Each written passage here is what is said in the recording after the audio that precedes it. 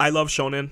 Many people love shonen, but I have friends that mean the world to me today that we met 15, 20 years ago and we bonded over shonen. And that's Yeah. something that I watched Power Rangers. I watched all of those cool Nickelodeon shows. I watched everything on YTV, but there was something about Dragon Ball Z and Naruto and Bleach and Eyeshield 21 and Hunter and all of these great shonen, and for some reason they just really they had a vice grip on me. And the fact that you're knocking them out of the park right now is really cool. I actually forgot about Eyeshield 21. That's another one I watched this year.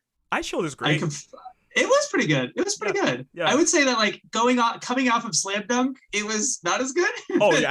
Like it was like, man, this was probably a bad idea because it's like steak versus like it was like 5-star restaurant, 3-star restaurant. It was like, this is good. It's just Stars a not little Slam Dunk. generous. 3 stars a little Yeah, generous. that's true. That's fair. That's fair. I mean, I give it. Yeah, I don't know.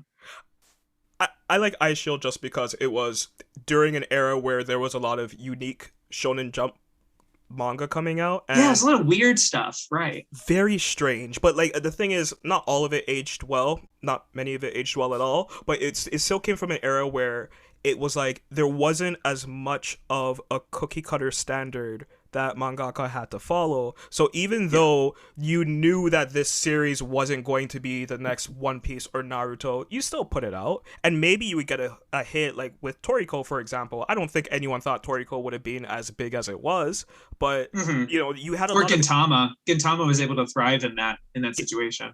perfect example. Exactly. Gintama was one of those shows where I remember getting into it and I'm like, oh yeah, this is funny. But I stuck with it and I'm like, this is genius.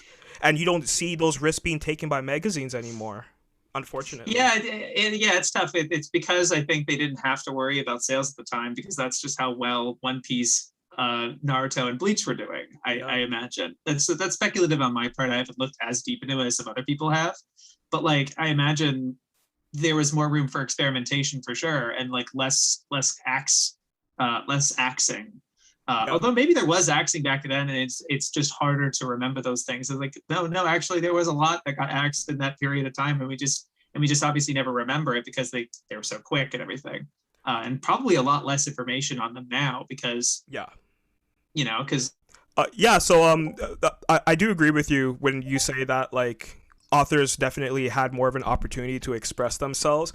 I don't know how I feel about the current state of Shonen Jump. I like some of the series, but I don't think any of them are very unique. I feel like they're just checking off boxes on a list in order to be successful. And it's working. Like there are a lot of great series, but I don't feel a connection to them the same way I did with all of those shonens that brought me together with my friends. I don't know if you're watching any of like the recent or reading any of the recent shonen releases, but how do you feel about the current state of shonen type series compared to the things that are older that you're only watching now, like Naruto, Bleach, and so on? Well, the reason I'm watching stuff like Naruto, Bleach, and so on is because they're done. I kind of want to. I'm sick of being strung along for years on a story. I don't think it's very. I don't think it's very healthy. I don't think it's something that I don't know.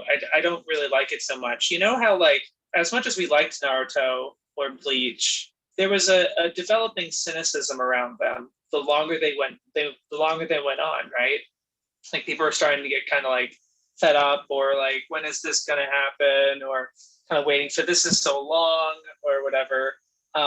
They were getting kind of impatient, or it was going in directions that they were not theorizing about for years, right? They were think, you can think of how long for like in Bleach, like how long it took some of the captains to find out what their Bankai is. Can you imagine like how much theorizing must have happened back in that day, right? Of like what it could be or whatever, and then the outcome ends up being disappointing, perhaps compared to what was fantasized about. Like I think there's a big problem with it's problematic, I should say, with experiencing a story as it's coming out. Because I just think when you get caught up, there's just so much theorizing and fan community stuff. And there's fun things about it for sure. But I don't know if I think that the results are kind of like wane. I think it creates a strain that if you watch it in hindsight, if you watch Bleach or Naruto all the way through, it's nice. It's like, this is nice. I enjoy it, right? So I'm not caught up. I mean, I have a vague familiarity with what's going on with Hero Academia, at least because I follow people that are constantly talking about it as it's coming out. So like I'm just experiencing it through osmosis. Same with One Piece. And One Piece is interesting because it's actually had kind of like a wane and then a back up moment, because it got so long that a lot of people who are frustrated with it dropped it. And now the only people that talk about it are the people that are sticking with it, that love it.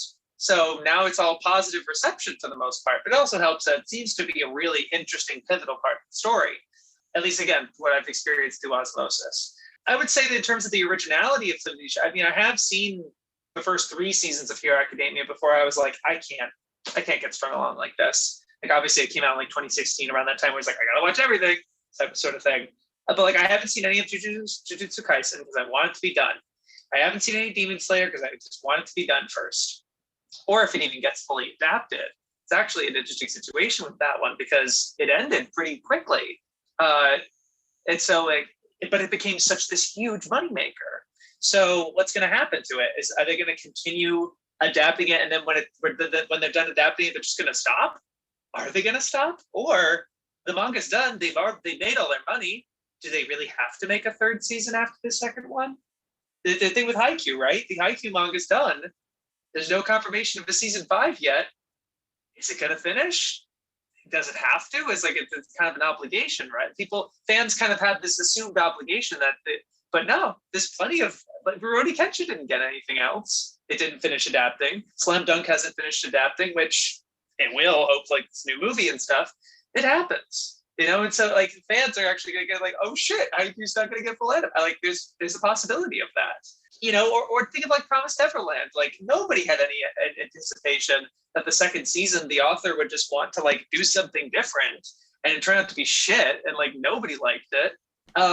There's no anticipation of that. If you're cutting edge like that, there's no way to tell. That stuff could happen all the time. So it's like it's so much easier for me. It's like why would I want to watch like Jujutsu Kaisen when I haven't seen Ruroni Kenshin yet, right? So like I'm gonna go watch that, even though it's not like it wasn't fully done, but at least I know that, and I'm at peace with that, right? I think Eyeshield 21 had the same situation. It didn't adapt the whole thing, but I knew about that going into it, and there's an awareness of that, and that's fine. But yeah, I just don't. That's why I'm not like I can't report on the originality. Although when you were speaking on how like kind of checking off boxes and being kind of formulaic, I assume you're talking about Black Clover, which yes, fair. Although I think it's like there's other series that are similarly cookie cutter and formulaic, but are nonetheless like kind of fun. Like Black Clover is kind of fun if it's not trying to do something radical or dramatically different or trying to make itself more complicated than it is. I don't like to subscribe to the turn your brain off mentality, but it's just really like I like Black Clover for being very classic, and it's just like the 2 rivals and then the thing, and then it just has these beats that are just like kind of familiar like that, but it's not the same because you're not in high school anymore. I just wonder if the kids who are in high school now, if they're talking about Black Clover or Hero Academia the same way we were talking about Bleach and Naruto back then, it's possible.